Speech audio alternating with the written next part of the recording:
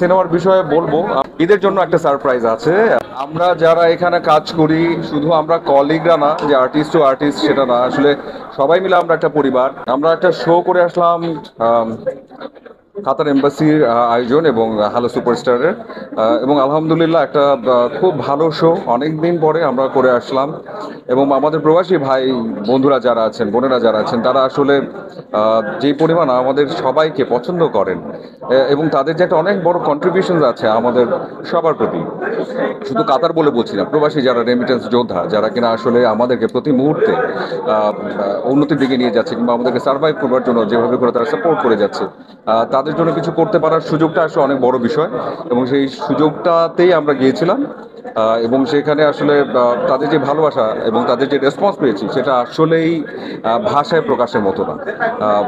কিছু ভিডিও আছে আমার পেজে, হয়তো দেখলে বোঝা যাবে, কিন্তু এটা সত্যি স্মরণীয়, আমার কাছে স্মরণীয়। হ্যাঁ, এই যে আপনার সিনেমার বিষয়ে এবার জানতে চাই, যেহেতু সিনেমাটা কতটুকু এগিয়ে আছে আপনি কতটুকু বললেন এবং সিনেমার বিষয়ে বলবো, আমার মনে হয় একটা চমক আছে, কিছুদিন পরে হয়তো আমি সবাইকে জানাবো। হাইড করার মতো কিছু নেই, তবে আমি 2-3টা দিন সময় নিচ্ছি, এরপরেই আমি হয়তো সবাইকে জানাবো যে আসলে কি করছি, কি করতে যাচ্ছি। আমি একটু বলবো, যেহেতু আপনি একটা লাকি একটা ঈদ মানে হচ্ছে সদর ভাই একটা লাকি সদরের জন্য লাকি, ঈদে কোনো সারপ্রাইজ আসছে কি? ঈদের জন্য একটা সারপ্রাইজ আছে, সেটাই এখনই ডিক্লেয়ার করতে পারছি না। কিছু বিষয় আছে যে কারণে, তবে আমি বলবো 2-3টা দিন আমাকে সময় দিন, আমি সবাইকে জানাবো যে একটা ঈদের জন্য একটা সারপ্রাইজ আছে। আমি মাইন্ড করি না, কিন্তু আসলে যেহেতু আমরা আসলে যে জায়গাটাতে কাজ করি, সেখানে যেমন এখন অনেকগুলো জিনিস নিয়ে খুব চর্চা হয়, যেমন কোন কাপড়টা আপনি পরেছেন, আপনার ঘড়িটার দাম কত, আপনি এটা কোথা থেকে নিয়েছেন, এই ধরনের প্রশ্নগুলো আমি খুব একটা পছন্দ করি না। কারণ হচ্ছে আসলে যে যার সামর্থ্য অনুযায়ী, যে যার যোগ্যতা অনুযায়ী যে যেভাবে পারছে, কেউ হয়তো নিজে ক্রয় করে পড়ছে, কেউ হয়তো কোনো একটা স্পন্সর থেকে নিয়ে পড়ছে।